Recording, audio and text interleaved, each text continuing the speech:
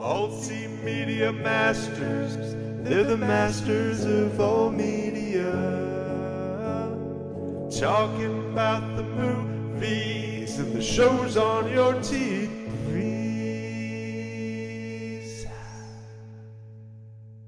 Welcome back, everybody, to the Multimedia Masters podcast. It has been a while. It's been about 2 months.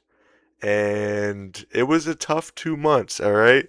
Work got in the way, life gets in the way, but you know what matters? What matters most is that you come right back and you keep being the masters of multimedia. I am one of your hosts, Matthew, and I'm joined here by my co-host, Justin. Hello, Justin. Hi, it's good. It's good to be back. It's really good to be back. We are really happy to have you back, Justin, and to have all of our fans, our hundreds and thousands of fans, and to talk to them again. Aren't you happy to be back for your fans? Yeah, it has been a while. Like you, I've been fairly busy myself with a few things. I've been working on releasing my third book, which is really good. Get that out there, and be doing a book signing for that soon as well, which is really exciting. Oh yeah, book signing. So if you are if you're in Australia and you hear about a book signing by Justin Hunt and he's signing his books, make sure you go on down there and you get a nice new copy and you get a nice signature, and it's going to be a great story if you get that book. Yeah, I can't wait to see what people think about the newest book. I'm really excited to get the stories out there. It's been a long time working on these books, so to get people's reactions is just my best response, really. Yeah, and it's probably a great story. Like if you spend a lot of time on something, it's I feel like it's more likely to be a higher quality, Like if you rush books out, like 5 books a year or something, I feel like that's less likely to be great than someone who just spends their time more with each book. You know what I mean?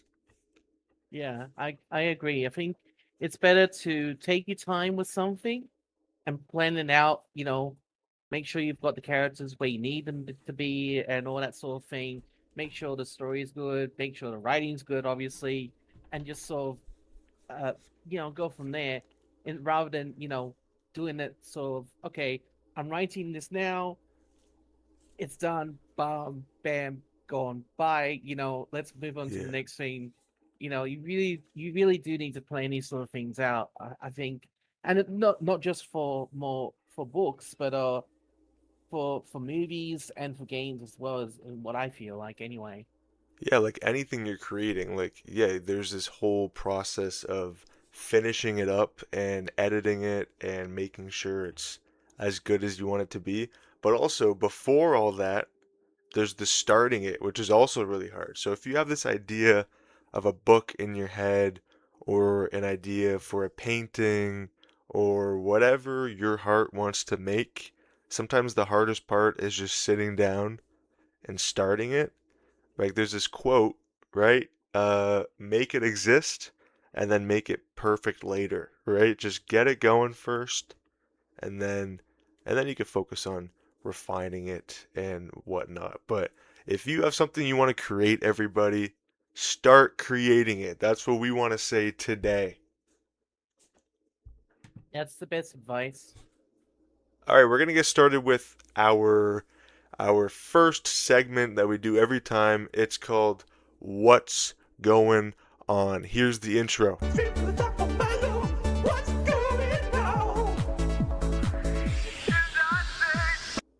All right, let's see what's going on here. We have collected some news here, and we're going to see what's going on in the entertainment industry. The first one I got here, there's a new movie coming out.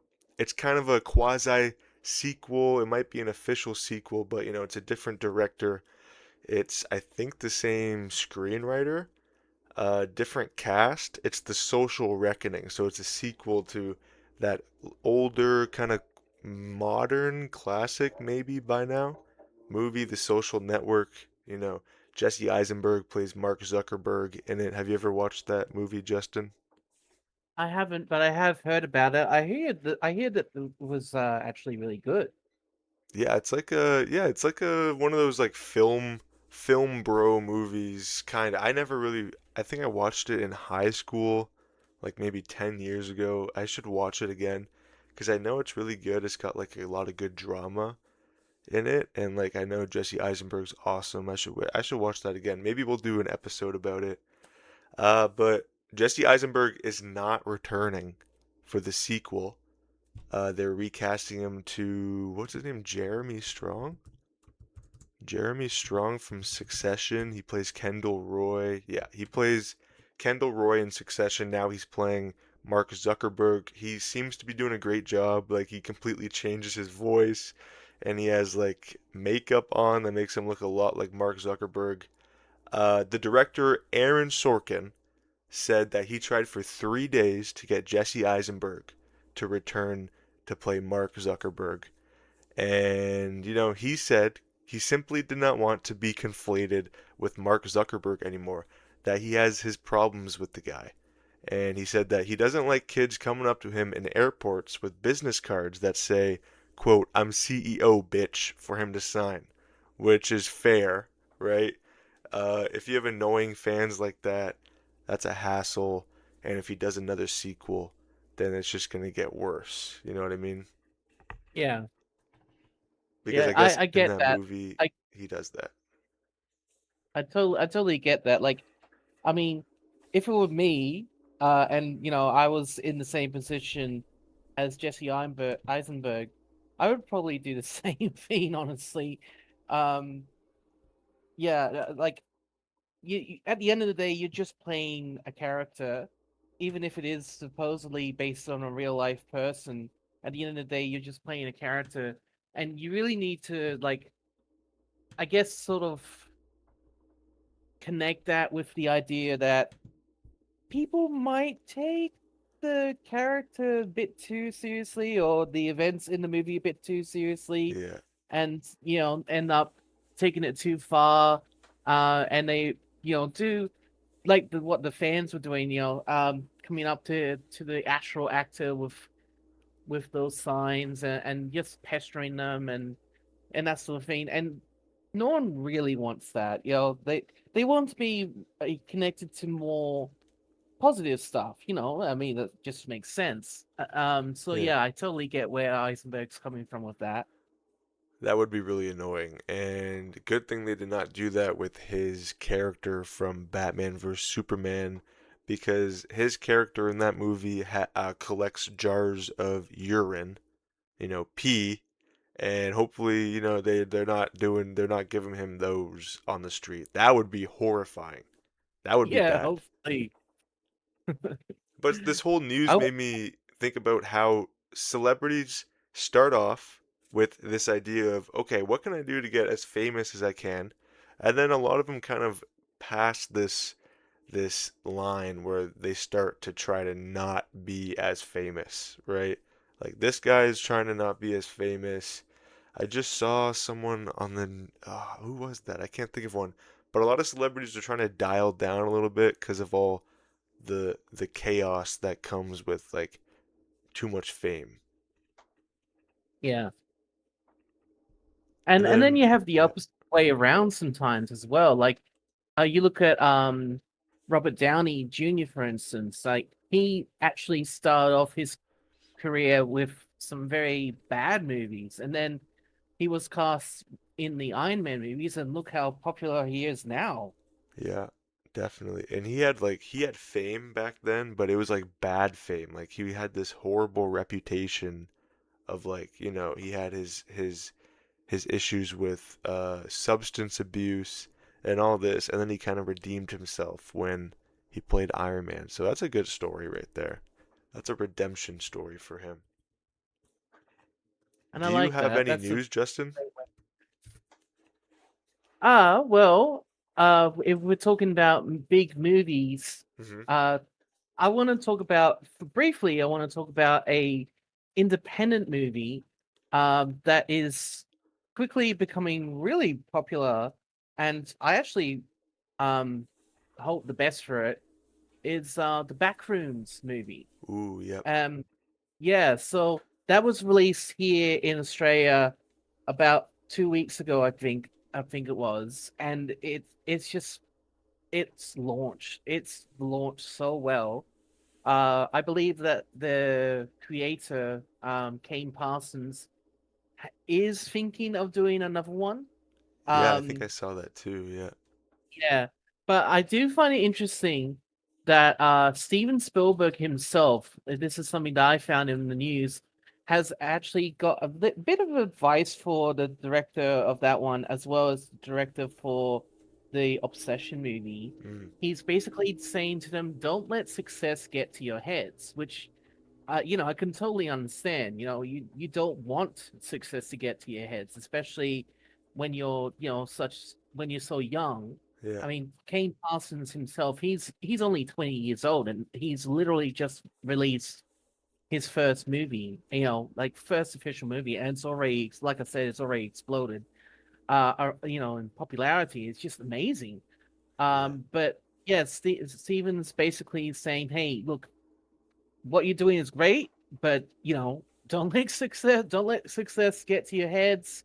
Don't let the wild you know don't let the popularity of it get to you too quickly."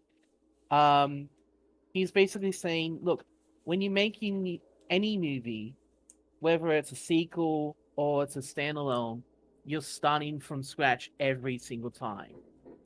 So don't let popularity get to you too much, and also obviously just keep that in mind whenever you're doing a movie, which I really respect. Like, Steven Spielberg is one of my favorite people in the world. Like, for movie makers, he's one of the best that I can Yeah. think of. Definitely. Yeah.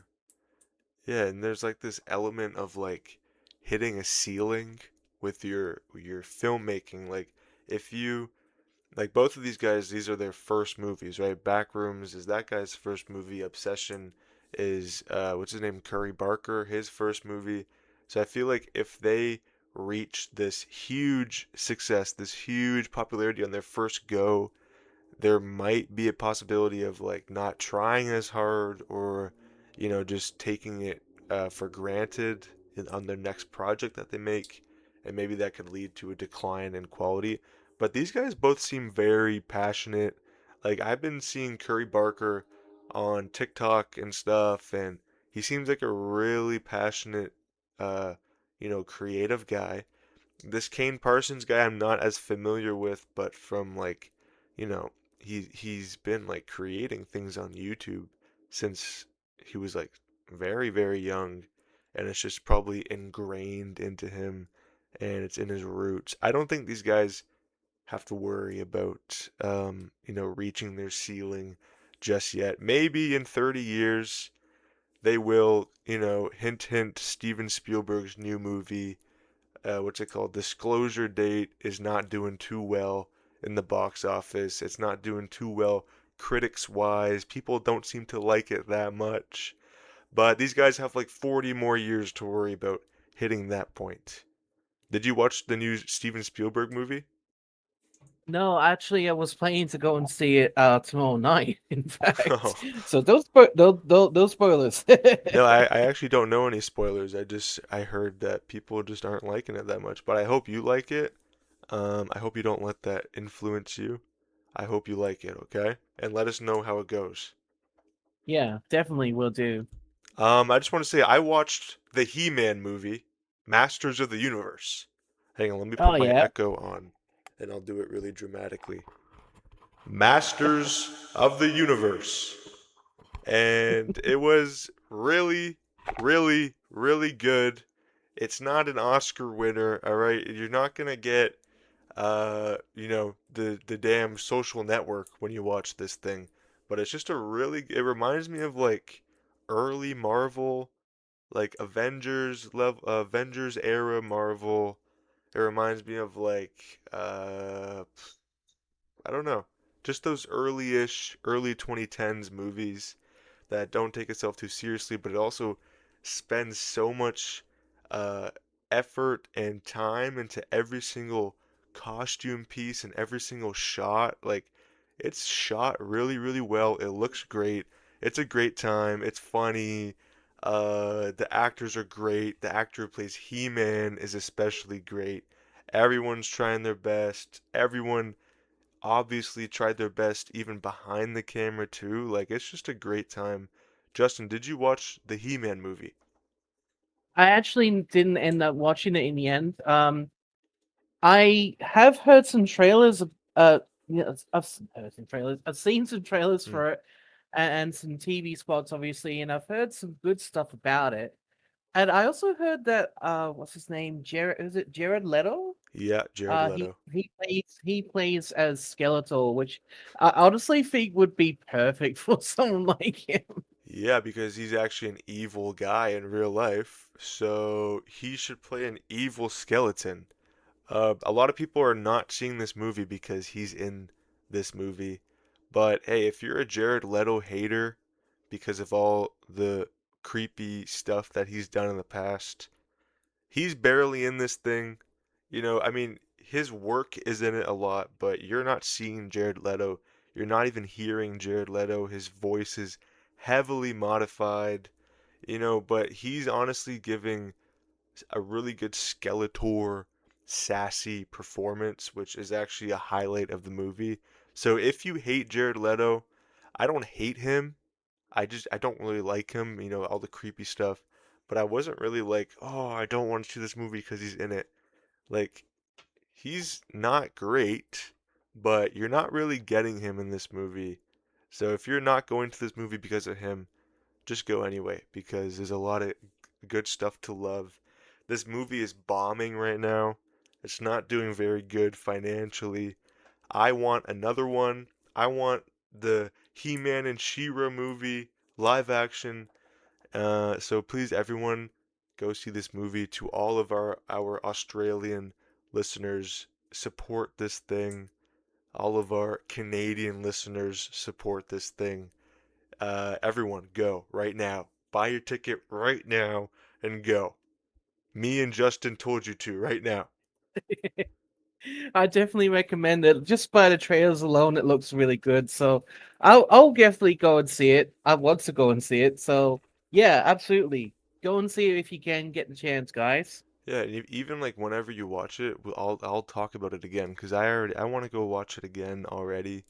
I was gonna go today, but I just didn't end up going. But yeah. Anything else, Justin? Well, I wanted to quickly talk about Mortal Kombat 2 before we Ooh, move on. Mortal Kombat. Now, I have to be honest, I have never played nor watched anything related to Mortal Kombat before until fairly recently when I got the chance to watch this one. I never watched the first one, funnily enough. I got the chance to watch this one with a couple of friends, and I had just an absolute blast with it. I thought it was so corny and over the top and well done. Just like you could tell that they had passion for this movie when they approached it. And what I find interesting is that it's not doing great, but it's probably about midway in the ratings. It's apparently it's a 64% on Rotten Tomatoes at the moment. Ooh.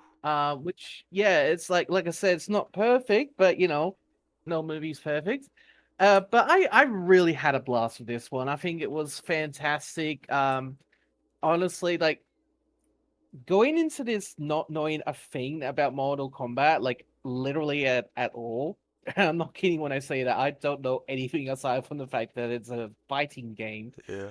Um, I think that actually made it a lot better because I didn't know what to expect.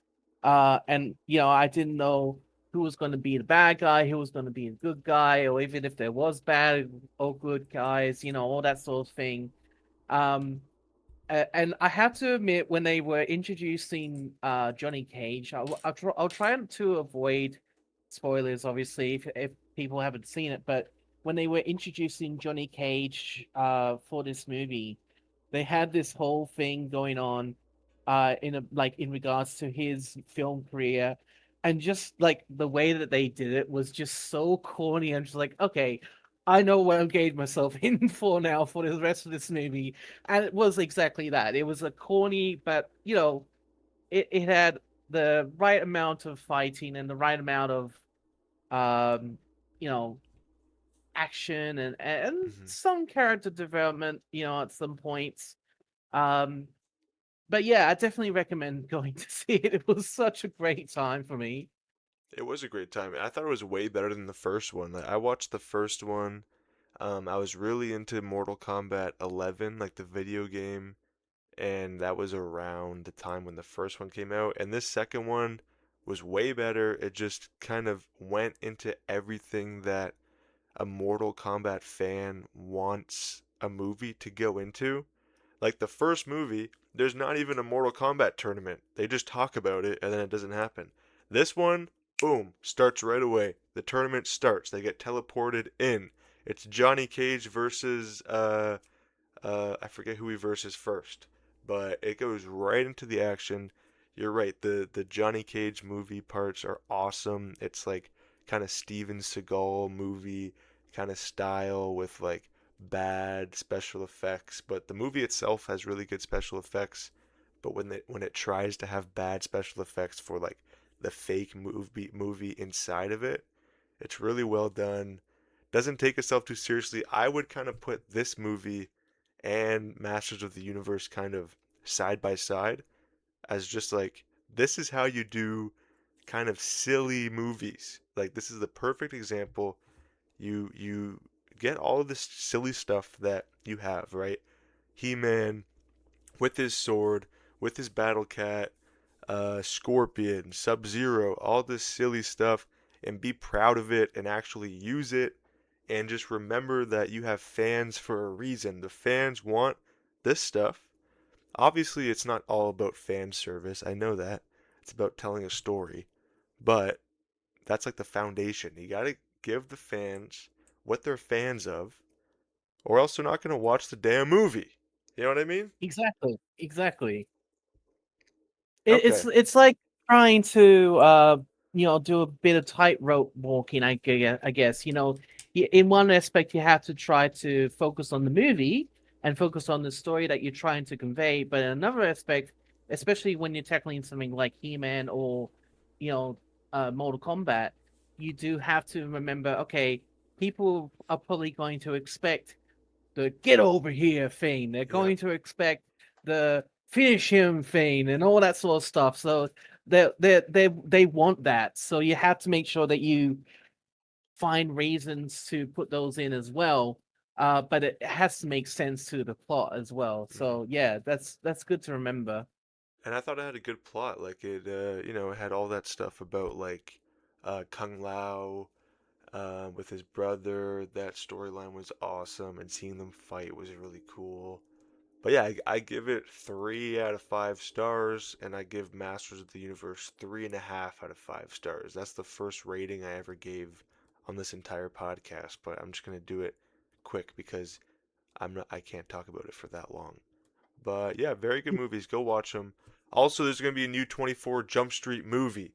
We had 21 Jump Street, which was a great, great comedy movie. Classic. We had 22 Jump Street, amazing sequel. It made fun of other sequels, and it did what a good sequel needs to do. There was going to be a 23 Jump Street, and I really wanted this movie when the news articles were coming out about a Men in Black movie crossing over with a 23 Jump Street movie. I was so damn hyped, and then it never happened. And now 24 Jump Street is happening. There's probably going to be no Men in Black in this movie. And you know what? I would rather have no Men in Black than no Jump Street at all. So, and then like the tagline for this movie is "It took so long we had to skip one," which is pretty funny. It's poking fun at it itself. I would say I'm gonna make a little prediction. Channing Tatum and Jonah Hill are also coming back. That's good.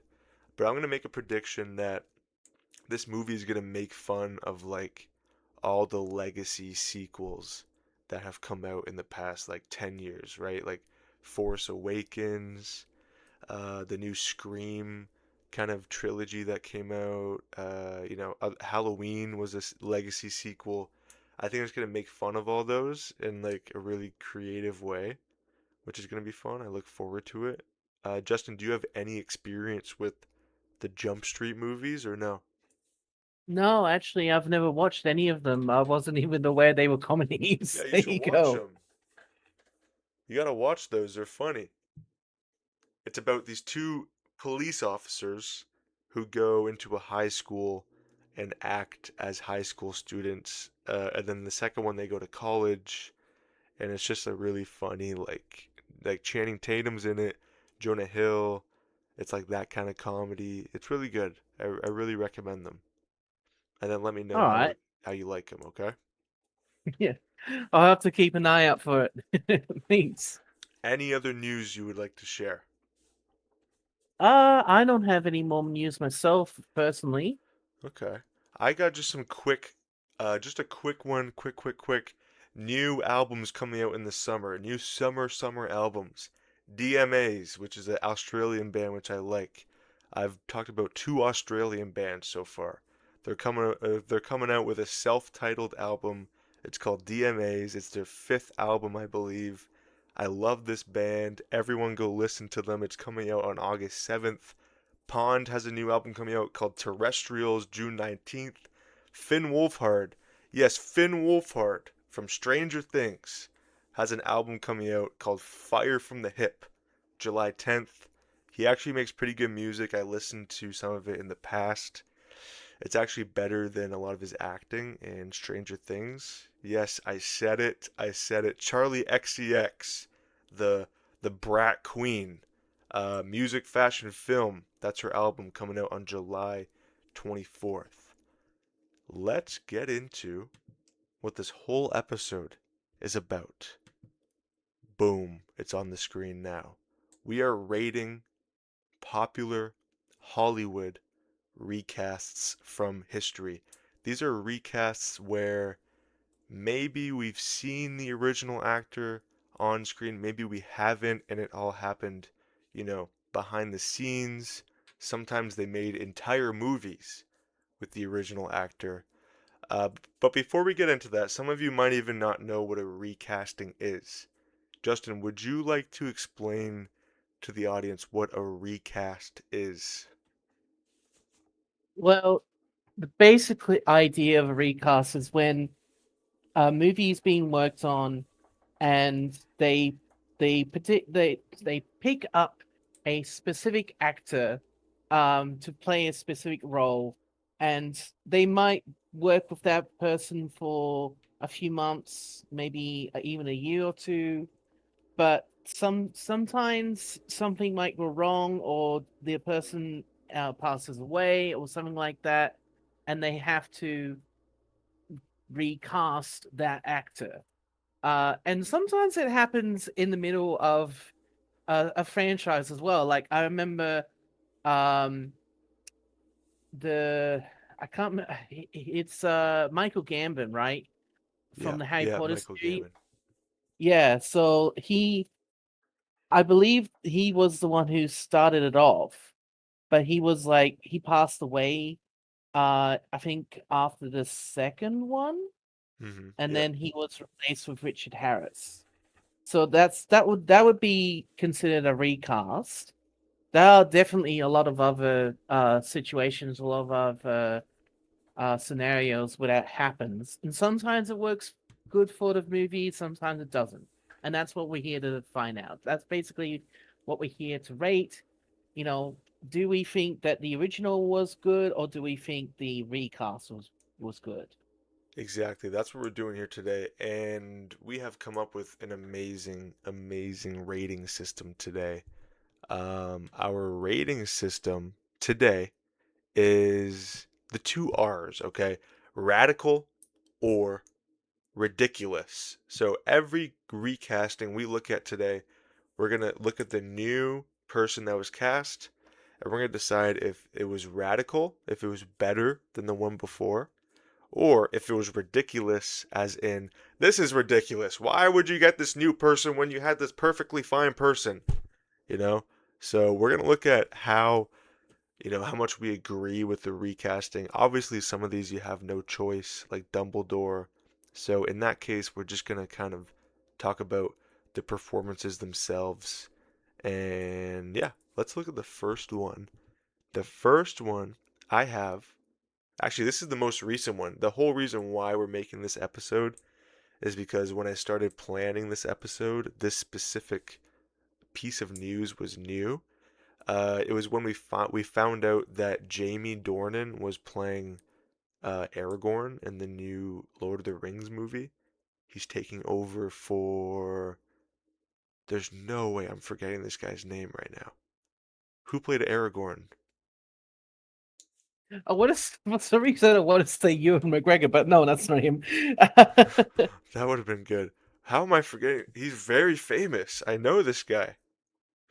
Viggo Mortensen, that's his name. Viggo Mortensen. He played Aragorn Strider in three movies. Maybe he's in a Hobbit movie. I forget. But he played it definitely for three movies. Legendary role. And now they're making this like in between cool. It's in between Fellowship of the Ring and. No, isn't it happening at the same time as Fellowship of the Ring? And Jamie Dornan from the 50 Shades of Grey movies. That guy.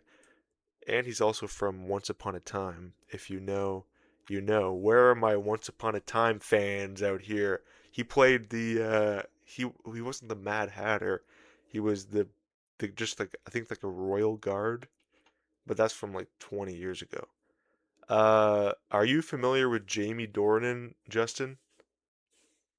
No, I'm not actually. I encourage you to Google him right now. Ha- Jamie, how do you spell it? Dornan? Jamie Dornan, Dornan. And could you Oh, see okay. that guy playing Aragorn? I, I mean, I guess I could sort of see it. The beard does help. I've got a Yeah, picture of him with beard. Um, I he's got really like don't a know. Like, kind of pointy, angular face, which helps because yeah, Vigo also has that. you know who I think would honestly do a bit of a better job.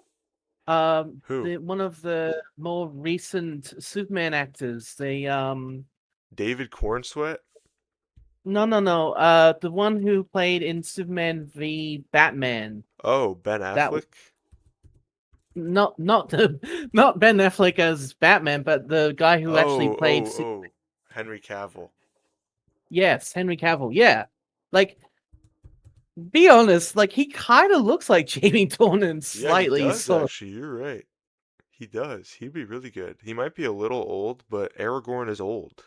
So he could yeah, definitely and that do it. that's the idea, right? Yeah, that's actually a really good casting. I never thought If about that. yeah, but Maybe like he's too looking expensive. at the picture of Jamie at the moment, like I have here.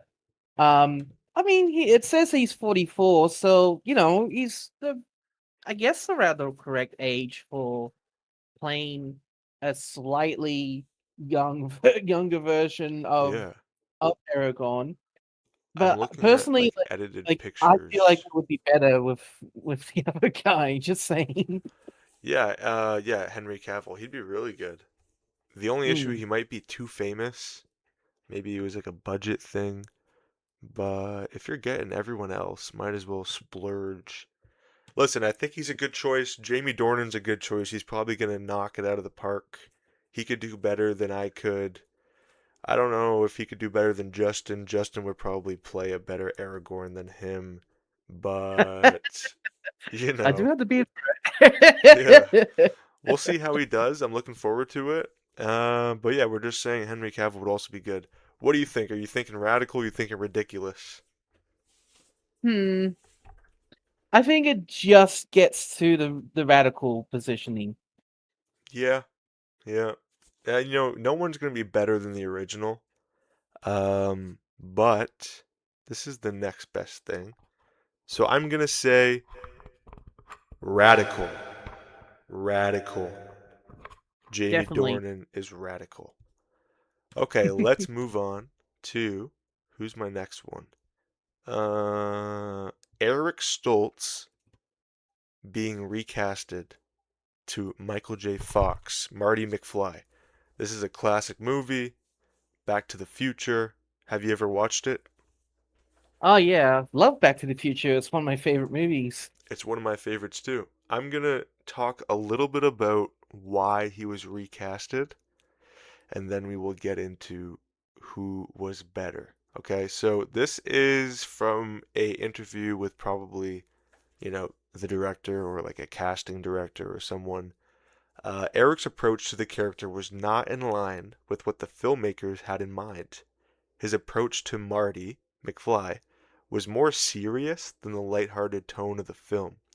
His method acting style, where he made everyone call him Marty, oh, that's annoying, was also annoying to some. Yeah, that's very annoying. Ultimately, he was fired from the film with Fox coming in. So there is videos on YouTube that you can watch of Eric Stoltz's original performance. He does kind of play it more darker. Like it's like he's like a tortured Marty McFly. He's dark and he's moody, which definitely is a different take. And if the movie's going for a lighter tone, then yeah, you don't want like some moody, dark guy. You know what I mean? I do kind of wonder, like, if that was what they wanted, if that was what Stephen and Robert wanted for the movie, they wanted to have a slightly more light-hearted comedic tone. Wouldn't they have told Stoltz that from the get-go? I feel like they should have told him that from the Yeah, get-go. that seems like a director kind of thing to tell him. Yeah, like Maybe he this was is what we're going unwilling. for. Don't do it that way. Yeah, and if he was being annoying, like they said he was method acting, like he's Jared Leto over here. That's what Jared Leto does. He method acts. Jared Leto made everybody on the Tron Ares set call him Ares. Okay? And this guy made everyone call him Marty. So maybe he wasn't very easy to work with. Maybe he didn't listen to the director trying to give him notes that led to him being fired, and we got this absolute cutie patootie sweetheart Michael J. Fox to come in, and he gave a legendary performance. I believe he was on a sitcom before this movie, and this kind of shot him into the stratosphere. And he did a great job. Very charming, very funny. What do you think about Marty McFly, Justin? I always liked the Marty character from the series.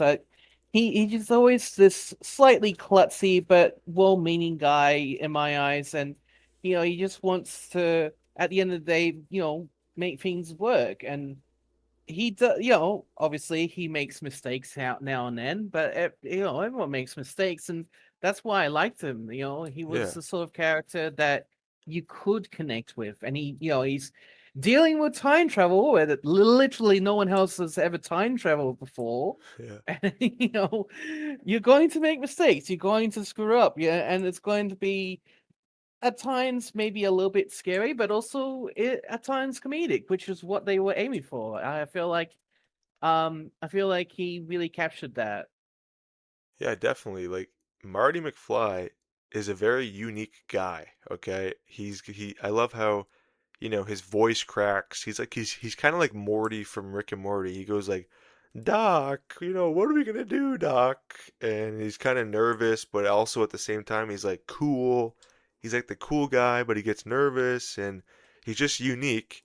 And all of these things that makes him unique are an acting choice, right? That's not in the script, probably voice crack, this and that. That's probably actor contribution, right? Eric Stoltz probably did not bring that magic, like the voice cracks, and the other stuff that I can't think of right now, the charm and all that. But Michael J. Fox brought it, and that's why I'm giving him a radical rating. What do you give him? Absolutely radical, definitely. Absolutely radical. Whoa. The next one is Terrence Howard being replaced by Don Cheadle, Iron Man 2. Okay, due to a combination of salary disputes, creative friction, and on-set performance issues, Marvel reportedly lowballed Howard, offering him significantly less than his original contract, and decided to move forward with Cheadle, Don Cheadle.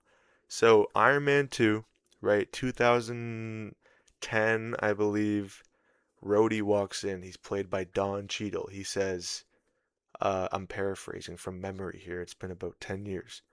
But I believe he says, "Hey, it's me. I'm here. Deal with it."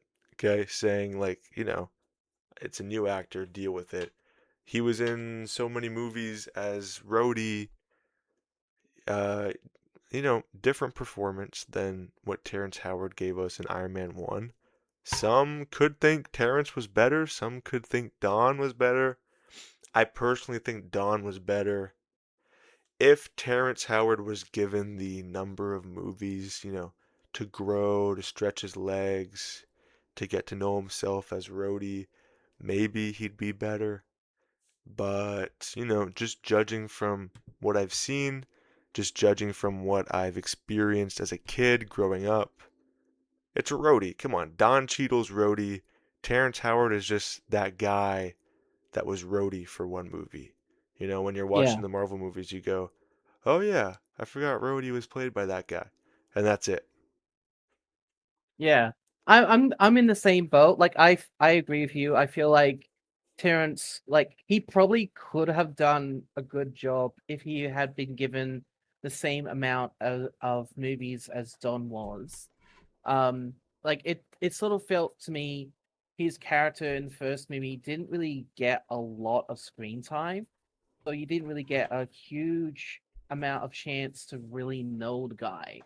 Whereas in the following movies and obviously in the big cinematic universe in general, you got more of a chance to know the Don Cheadle version of him, and Hmm. you connected a lot more with him. And I feel like that really helped it with overall. Like I really think that helped it overall.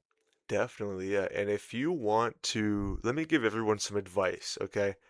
If you want a long-term job and if you want to stick with a company for a while and if you want to make art with people for a while, don't be greedy. All right, don't, worry about this and that and let it get in the way. Terrence Howard had a choice. All right. Yeah, I know that they tried to cut his pay a little bit, but listen, this, yeah, they tried to lowball him. This franchise, they started making billion-dollar movies. If you just if you just stayed with them for a little bit of patience, a little bit of endurance, you would have seen the returns. Now, what is this guy in? Terrence Howard. What's the last thing he's been in, huh? Let's see. I'm Googling it. Terrence Howard. He has been in nothing. Nothing. Terrence Howard movies. He was in Empire, which, yeah, was a popular show. I give him that. He was in Prisoners, which is also a good movie. Okay, a couple good things, but nothing big. Obviously they have their merits. I'm not going to say, "Oh, you weren't in a Marvel movie, so you're not successful." Yeah, he could have been more successful, okay? That's all I'm saying. So because of that, I'm going to give this a radical recast. What about you? Hmm. Radical for me as well. Absolutely.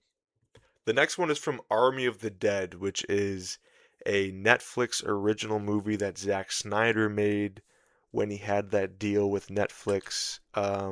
He made this movie and then he made, I believe it was called like Heist of the Dead or something like that, or Thieves of the Dead, which was a sequel or a prequel to this one. I don't know. I watched them both and I don't even know. And then he made those god awful sci-fi. I don't even know what they're called. Planet something? Zack Snyder, Planet Fall or something? Sci-fi movies? Let me Google it quick. Movie. Planet Fall. It's Rebel Moon. All right, Rebel Moon. They were kind of dog water. Yeah.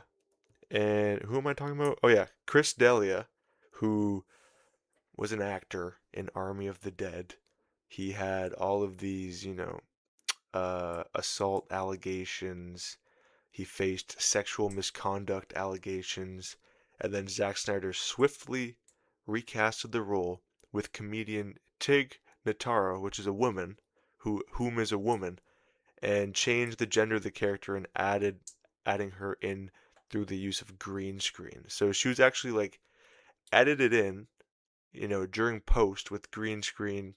I watched the movie, it's not even like noticeable. And it's actually kind of funny to just know that like someone else is there in all of her shots and she's just like off in the background like waving or something because she's usually not like right next to people. She's pretty funny. And that guy was a jerk and they replaced it with someone less of a jerk and not much to say. Not a great movie, kind of forgettable movie. Justin, you said you didn't watch this movie? I've never watched it. So, kind of glad that I didn't because I've heard about or like that it wasn't that great in the end as well. So maybe I dodged the bullet there. I'm not sure. Yeah. It's honestly not bad. It's not as bad as like Rebel Moon, but I don't remember a single thing. I remember they're in like Vegas or something, and that's it. And they're in a helicopter at one point. But yeah, pretty low bar for this one. But yeah, I'm gonna say radical rating, radical recast for this one. What do you think, Justin? I think so too. I actually I have a picture of Tig Notaro on Google just to see who she is, and she looks pretty cool. Like she actually looks like a bit of a badass type character type person. So I feel like she would be the perfect person for, this kind of movie. So yeah, She's pretty definitely cool, yeah. radical takeoff. She reminds me of the actor from Three's Company, and I don't really know why. Maybe because they have short Hmm. hair. I don't know. The next one You know is who she Yahoo. Oh, yeah, sorry. Yeah, she kind of reminds me of a young what's the actress's name, the one that plays Ripley in the first Oh, Aliens? Sigourney Weaver. Yeah, very, very young Sigourney Weaver. Yeah, Like I could see kind of that. reminds me of her. I could see that for sure. The next one we already talked about it. Michael Gambon being replaced with, oh no, Richard Harris being replaced with Michael Gambon in Harry Potter. They're both good Dumbledores. They bring different energies. I feel like the first Dumbledore is a little more like paternal and like warm, which makes sense because they're all the kids are younger, so you kind of have to be like that if you're in charge. And then I feel like the second Dumbledore is a little more like, you know, self-focused. The story is coming down to the wire a little more, so he needs to be a little more dramatic and intense, and he does a great job at it. What do you think about the Dumbledore change? Well, I think for me, Richard Harris did do a really good job as the first version of Dumbledore, and I read the books before I saw the movies. I'm that sort of person. I like to make sure I read the books before I see the movies. And so when I saw Richard as Dumbledore, I was like, yeah, I could see that. I could see that as him. But then they had Gambin come in, and I don't know, there was just something not quite the same. Um, being a bit of a fanatic about the series myself, I cannot fail but mention the did you put your name Oh into the yeah, goblet yeah. of fire thing? Harry, did you put your game in the Every Goblet of Fire? Everyone goes on about that. Everyone goes on about that. And yeah, but at the end of the day, they both did really, really good. It is unfortunate that Richard Harris passed away. But I feel like they chose a pretty good person to step in overall. Yeah. I know Gambon wasn't particularly liked for the first, I think, two or three part of movies that he was in, Hmm. but people started to get used to him for the rest of them. And yeah, I feel like he borders that middle point. Like I wouldn't say he is completely radical for me, but he's bordering that middle point. Yeah. I think I agree. The whole reason why he got recasted is, I don't want to say ridiculous because that's a little disrespectful, but it's very unfortunate. So obviously, it was a very good first Dumbledore, and if they had a choice, I'm sure they wanted to keep him for as long as they could. But, they couldn't, and they chose the next best thing they could find, and he did a good job. I think he did good. I'm gonna give it a radical, just because I think it all worked out fine. Nobody really walks away from the Harry Potter series and goes, "Damn it, that new Dumbledore just ruined the entire thing. I could not enjoy it because of that new Dumbledore." No, they still enjoy it, right? He's fine. Like Yeah. he fits the role, the purpose well. And anybody who And comes into that new rule is going to be the new guy, and yet people are not going to like him for the first couple movies, and then they get used to him. yeah, it's kind of like the whole Terrence Howard Don Cheadle thing again. But in this circumstance, it's a little bit more uh of a this actor died, so we definitely need to have a replacement, and this is the best that we can come up with on a very short notice, sort of thing. Yeah. And I totally get that. So yeah, I definitely would say radical. Okay, awesome. Me too. Let's move on to just in general. I wrote down Ewan McGregor being recasting Alec Guinness in the prequels, the Star Wars prequels. But really, just want to talk about any prequel castings. He was a great Obi-Wan. He brought that youthful energy, to show this Jedi warrior in his youth, in his prime.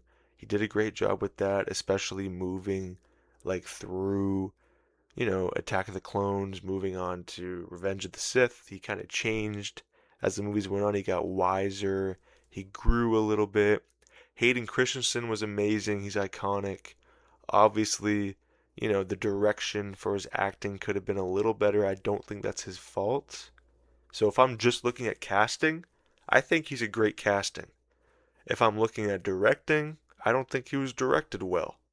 So I think a lot of the Star Wars prequels recasting are a radical for me. Radical recasting. What about you?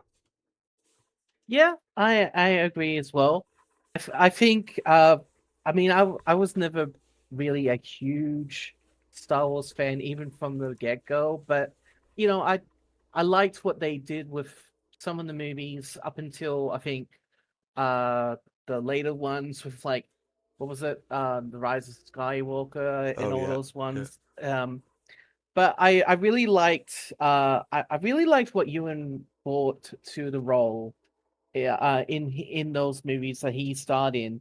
And like you said, he had this sort of cheeky slash energetic feel to the character. Like to this day, even now, like people still go to him and quote things like "Hello there" and all that sort of stuff because of his roles in yeah. those movies, and I think that's really cool. Yeah, he was great. He was iconic. Did you give him a radical? Yeah, I would. Okay, I would absolutely give him a radical. I agree. The only recasting in the entire prequels that I'm gonna give a ridiculous is Yoda. Okay?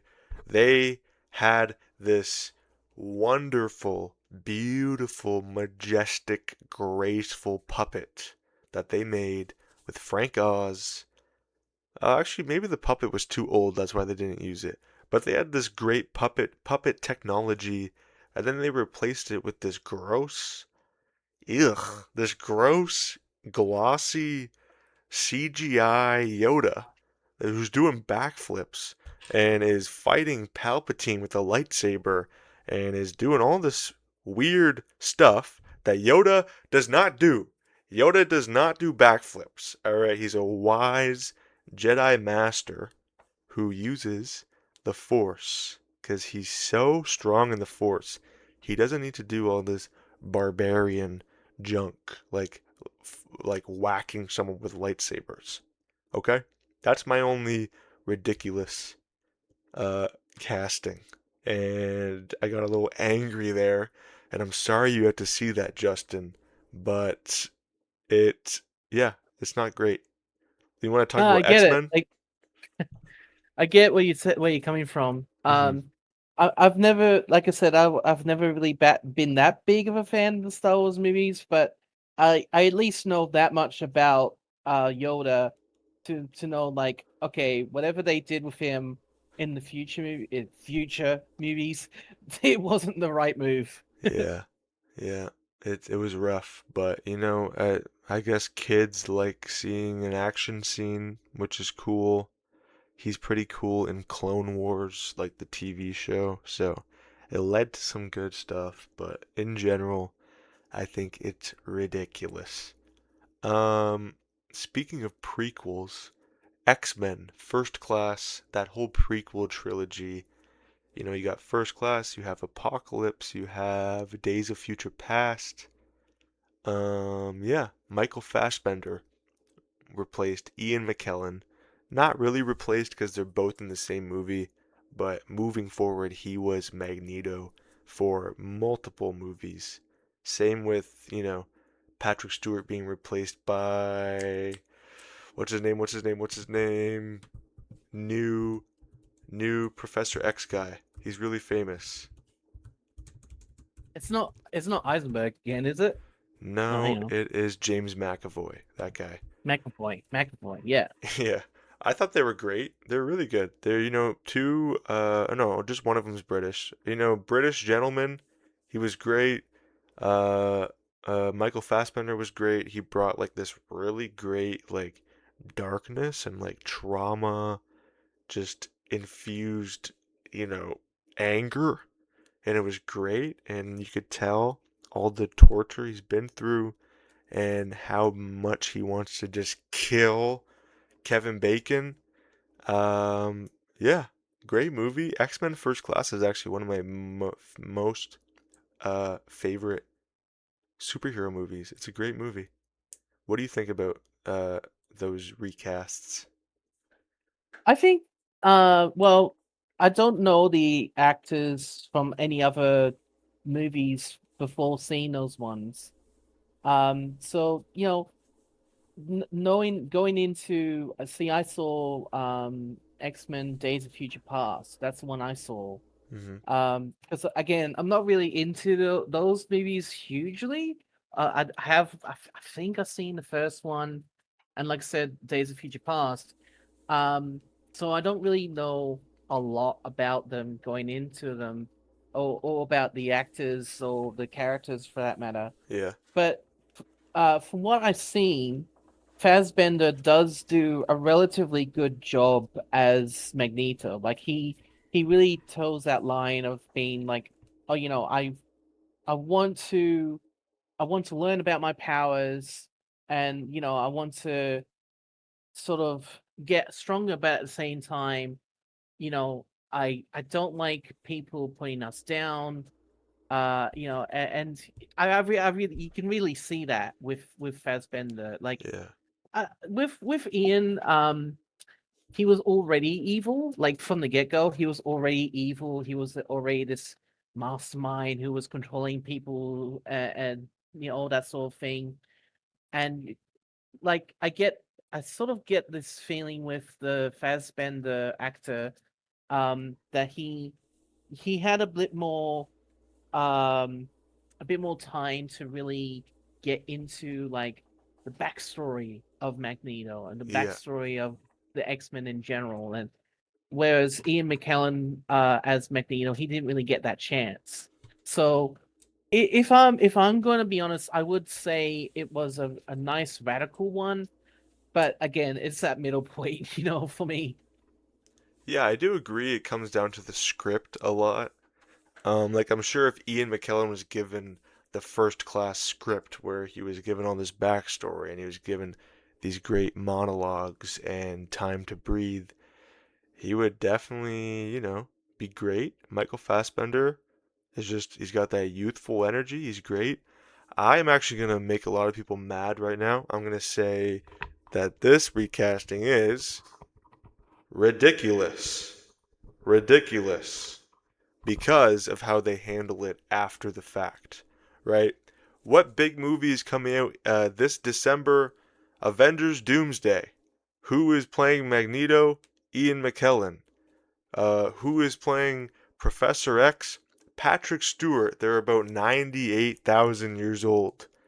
And they are still playing these characters. When you did this recasting and you got these great new characters, even when the timeline, you know, matched up, right? I believe, oh, they were also in Dark Phoenix, which I believe is like when the timeline catches up to the original X-Men and he's still played by Michael Fassbender. You could have just kept him because 10 years already passed, so it would have been Michael Fassbender. It actually doesn't make sense for it to be Ian McKellen and Patrick Stewart. You see what I'm saying here? They completely wasted this recast by saying, hey, we had these really popular movies, X-Men, X2, X-Men The Last Stand. Let's just get those actors back because we want people to buy tickets. I don't care if we recasted them. Let's just forget about it and let's, you know, I feel like I'm on like a political talk show right now. Like But I get what you're saying. I get what you're saying because yeah, like people have gotten used to the new cast. They've gotten used to Fassbender. They've gotten used to all the others as well. And like, don't get me wrong. I'm sure Ian McKellen and Patrick Stewart had their day with the first couple of X-Men movies. But like you say, it is a big jump to go from okay, we're having Ian McKellen for the first couple of X-Men, and then Fassbender, he's going to be the new one from now on, and that's the timeline, that's the thing we're going with. yeah, And I feel like doing that is a good thing to do, but to go back on that, to be like, yeah, oh, okay, we're just going to get back these two people because fan service. yeah. Yeah, I feel like they're just And doing them a like, little I don't dirty. think fan service is going to do that good. I don't think fan service is going to do that great in the end. Yeah, and they're just getting like all the actors are very old, right? I'm all about, you know, you can still do stuff when you're old, but why pick the older cast? I understand why, because, nostalgia and ticket sales, but I'm just saying you had a bunch of really good actors that were supposed to be the new thing, and they did a great job. And yeah, Dark Phoenix didn't do good, and that's why they're not coming back, probably. I don't know. But I think he did them a little dirty. So I'm gonna retaliate a little bit to the big corporation and give them a ridiculous rating. Yeah, let's just quickly do the last couple and then we'll call it a day. Spider-Man.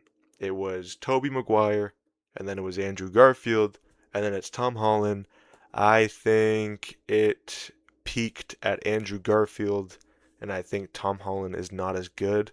I do like the Tom Holland movies better, but I like Andrew Garfield the best. When Andrew Garfield was in No Way Home, that was like the best, right? When it was like a modern movie with Andrew Garfield, that was awesome. What's your opinion on Spider-Man? So I have actually seen every single Spider-Man movie. I've seen all of Whoa. them. And personally, as a like being introduced to the Toby ones first, obviously, I kind of have a bias for Toby. Like, I think he was really good, except for the third one. We don't talk about the third one. He was great. Yeah. He did really good. He really captured that whole young guy who, gets the powers and is just trying to understand like what the powers do, and also obviously try to, the whole great power comes great responsibility thing and all that sort of stuff. I really liked that. Um, I will say that he did get a little bit ridiculous at times, but I think that, that sort of goes hand in hand with a comic book based movie. When you're Yeah. having a movie that's based on a comic book, that is known for being a little goofy at times, then yeah, this is what you would sort of want to aim for. Again, we don't talk about the third movie. Hey, the third um, one's I- okay. It's all it's right. alright, It's but goofy. like, it's goofy. But everyone hates that one dancing scene and Yeah, that's everything. It's rough. like, yeah, okay. As for Andrew Garfield's Spider-Man, I actually really, really liked him. Like, I thought Garfield captured the more scientific side of Spider-Man. Toby was more the young kid just trying to, live through a normal life, but he's Yeah. got superpowers type Spider-Man. But Garfield really captured that more scientific side. But he still had that goofiness, and I really liked that. And I thought his and is it Gwen? His Yeah. like that Spider-Man's relationship with Gwen was really sweet. I thought they they definitely belonged to each other, and what happened to her was just like, oh my god, like really, you're going that far? Wow, That was nuts. that's a yeah, that was nuts. And then you get to Tom Holland, and unfortunately, Tom Holland is in that era when they're doing the whole Marvel Cinematic Universe thing. So you have all these setups from other movies like Iron Man, for Avengers, all that sort of stuff. And you have all those in place. And Tom Holland is, he's being recast as Spider-Man. And he basically has to do a lot of catch up, Yeah. which can Yeah. be good, but also can be bad depending on like how they approach it. And I do have to give Tom a lot of credit. Like to me, he approached it really well. Um, but like you, I'm somewhere in the middle. I think Andrew was good for the scientific side of Spider-Man, but I think that overall, Tom just slightly beats it with the whole actual Spider-Man like mental capacity, and trying Okay. to beat his inner and outer demons and all that, just slightly, only just slightly. Yeah. Yeah, it's they all kind of bring different things, right? Like, yeah, Andrew's more the science guy. Toby's just like, the heroic superhero nerd turning into that. And Tom Holland always just felt like, he was the young kid in Civil War, and then everything after that, he kind of felt like he was just keeping up with it. And Andrew Garfield feels like he was born for that role, which is why I think he's the best. And it probably just depends who you grew up with, really. But yeah, I give it a depends on which one you're looking at. I think they generally are all radical recasts, You can't do Yeah. the Tom Holland movies with Andrew Garfield, who played him 10 years ago, right? So with the options they had, I think they did make a good choice every single time. Yeah, everyone's going to have their favorite, but they'd made good choices. And it worked out well in the end, obviously. Yeah, definitely. Yeah. And then let's wrap up this episode with one of my favorite superheroes right now. I have a water bottle that I take to work every single day. Superman. It's a Superman water bottle. We're going to talk about Superman. Let me just say this, all right?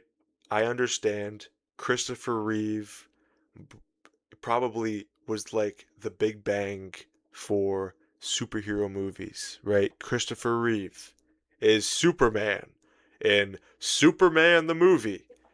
Uh, and then it was Brandon Routh, which is okay. He was basically just doing an impression. Henry Cavill, I could say a lot of things about Henry Cavill as Superman, which a lot of people are probably not going to like. But let me just say this. I did not give a flying beep bleep. I did not give a flying bleep about Superman until I saw David Cornsweet playing Superman in 2025. All right? David Cornsweet is the best Superman that I've ever experienced in my entire life. He made me like Superman. He made me love Superman. He brings optimism and hope and justice and equality. And he stands up for the people who need it. And he's great. He's better than all the other ones. 100% radical in my book. What do you think, Justin? Unfortunately, I haven't seen the newest Superman movie with David in What? it. But I have seen the trailers for it, and he looks the part. Like he really does look the part and sounds the part. So, I even though I haven't seen the movie, even though I haven't seen him, throughout the whole throughout the whole thing, I will have to agree with you on that one. He's great, right? He's great. What do you think about Henry He Cavill? captures that whole. Henry Cavill's pretty much the same, but to slightly lesser degree somehow, if that makes any Yeah. sense.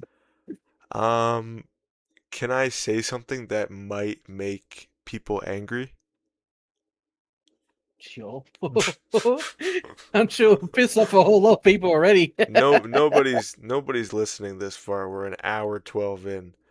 Henry Cavill as Superman is probably one of the worst castings that I've ever experienced in my entire damn life. And I was 12 years old when he got casted, and I'm 24 years old now. And I look back on that I look back on Henry Cavill like somebody looks back on a mistake that they made 10 years ago, right? Let's forget about it. I don't even want to talk about it. I could talk about it, but I don't even want to. Ugh, I don't want to talk about that. Okay? Brandon Routh was fine.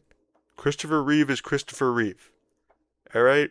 I give, in general, these Supermen a radical rating. Radical rating. And I give Henry Cavill a ridiculous. Ridiculous. All right. What's your final rating, Justin? Hmm. I'd say definitely radical for David Cornsweet.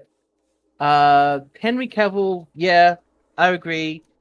I never saw Brandon. I never actually saw Brandon as Superman. Never saw those movies. He's pretty good. He basically So just does a Christopher Reeve impression. yeah, okay. Not a big fan of people who just do straight out impressions. Yeah. If you're going to do a big movie like a Superman movie, you want to try and do maybe do an impression if you want, but also try to bring a lot of new stuff to it too. Yeah, I agree. That's probably why he didn't stick around, right? He was just Mm. for one movie. Um, yeah, I think that's it for today's multimedia masters, the return of the kings. It got a little silly. It got a little angry. I didn't really expect to go all Ben Shapiro today, but I went a little and I don't regret it. Maybe it'll happen again. I had a great time. Justin, I hope you had a good time. Yeah, I And certainly did. I'm glad. And Justin is signing books. And so watch out for that. Justin Hunt is signing his books. And anything else you want to say? Well, just confirmation about the book signing. It's happening at the local Wagga Wagga Collins bookstore. Uh, the Wagga is the town that I live in, New South Wales, Australia. And it will be happening Saturday the 20th at about 10 or 10:30 in the morning. Yeah. Awesome. Everyone, make sure you get there for some good books, some good signing. And yeah, we will see you next time on Multimedia Masters. Goodbye, everybody. See you soon. Multimedia Masters, they're the masters of all media. Talking about the movies and the shows on your TV.